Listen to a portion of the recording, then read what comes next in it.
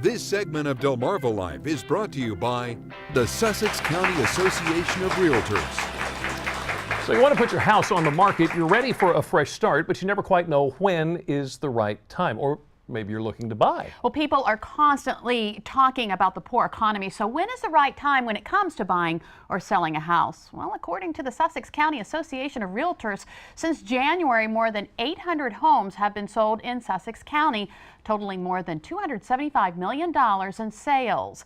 These numbers represent a 9% increase in home sales in the past year and an 18% increase in sales price. So what are people buying? Well, mostly single-family homes. The average price of a three-bedroom home is just over $260,000. This time last year, that number was only about $240,000. And more than $56 million has been spent in condominium and townhome sales, $4 million in mobile home sales, and more than $14 million in sales of land. Now, buying or selling your home is a big decision, one that you don't really want to leave to chance. So, joining us today to help guide us through the process are Harry Wooding and Sandy Bisgood of Sussex County Association of Realtors. Thank you so much for coming in. Thank you for having us. So, Sandy, whether you're buying or selling, it's important to get a realtor. Why?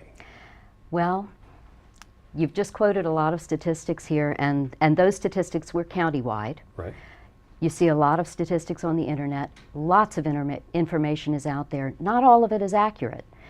It's regional, it's local, it's national, and you're overwhelmed with information. But when it comes down to actually buying or selling a house, it's a very local decision. It's a very personal decision. And you need somebody that's going to help you make sense of all those statistics and bring it down to the information that you need to make your best informed decision.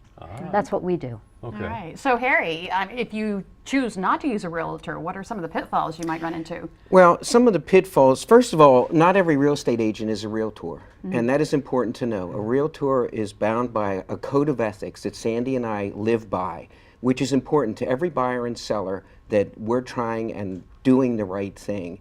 The pitfalls today, more than ever in this market: financing, inspections, time frames in the contract. You know, if you miss a time frame, your contract may be declared null and void and you could lose your deposit.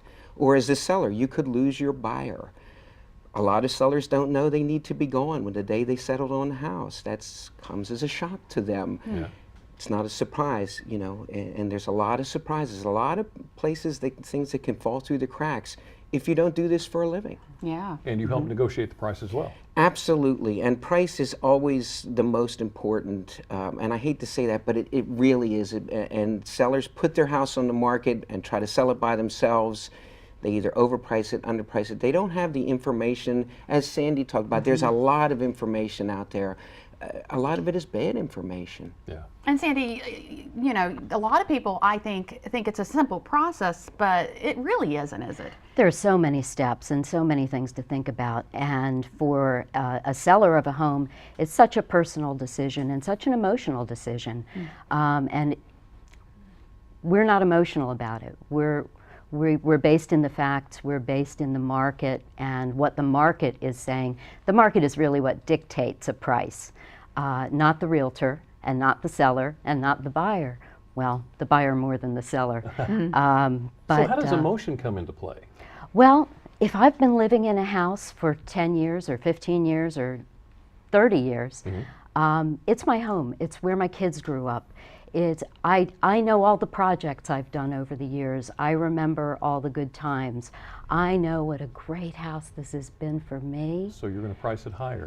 Because it's worth every penny. Okay. Regardless of what the house down the street just sold for. Because mine is so much nicer. But as a realtor? As a realtor, I'm looking at what was that house down the street? How much did it sell for? What are the real differences between this house and your house? Are they really the same in the market, or are there factors that make your house, yes, a better house that has more value and should sell for a higher price? And I'm ready to justify that to a buyer. So what are some of the mistakes you've seen people make when they're selling their house, Harry?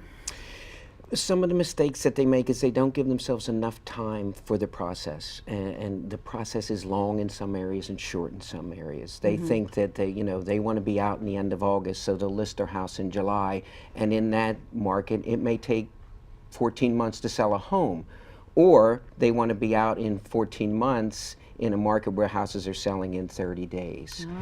And a lot of times I can go in, like Sandy said, and there's not that there's no emotion, but that I look at it with an unbiased eye, that maybe that lime green shag carpet in your living room was a bad idea, you know, and maybe not. But, you know, my sister's house was perfect. I referred her to a realtor up there, and he called me, he says, your sister won't paint her living room. So I called her and said, paint the living room. The house sold in 3 days. It was that simple, you know, but she wouldn't listen to a realtor. So where in the process should we get a realtor involved? Where in the process? You should start 6 to 8 weeks before you're ready to even put your house on the market. Really? Yes, because we need that time to get prepared, to get the home in the condition. The first look, you get your first impression, maybe your only impression. It has to be good. For that buyer walking through your house, your home needs to be ready. Needs to be ready. Harry, Sandy, thank you so much for joining us this afternoon. Thank you. Good information. And if you would like to learn more about Sussex County Association of Realtors, visit our website, wboc.com, and click on our picture at the top of the page. Now, it doesn't matter if you're going across town or across the country. Moving your home and family can be stressful. Oh, it sure can. There's a lot to consider when hiring a mover, and even more to think about if you do it yourself. Well, today, Angie Hicks from Angie's List helps take away the worry and keep the focus on enjoying your new home. The first thing you need to do before any move is declutter. Get rid of anything you aren't absolutely sure you'll need. That will save you time and money once the moving actually begins. If you do decide to do it yourself, check your insurance to determine if additional coverage is needed to cover valuables that could get lost or broken. If you hire a professional, make sure you have an ironclad agreement on the duties to be performed and what the final cost will be. Require an in-home estimate so the mover can actually see what they're going to be moving, because let's be honest, we all probably underestimate what's packed in our homes. And then ask for a binding estimate if possible. That way you're not surprised in the end. And a flat rate estimate is a great way to go as well. Insurance is also an important issue when you hire a pro. All companies will offer some coverage at no additional cost, but that may not be enough should something go wrong. All movers need to be insured, but that insurance is only at the rate of 60 cents per pound per item. So that's not going to take you very far. You know, all companies have different policies. You know, our policy is that we will stand behind our work, and if something does happen, we'll make sure it's fixed or repaired. You'll also want to double check on who specifically is transporting your stuff. It's not always the company you've hired. Be sure you know who's actually going to be doing the moving. In some scenarios, you might be talking to a mover who then subcontracts it. You want to know who's actually going to be doing your moving. You may also need to make special arrangements for certain items. Many companies won't take a lot of household chemicals or motorized yard equipment if you haven't completely drained the fuel and properly prepped it for travel.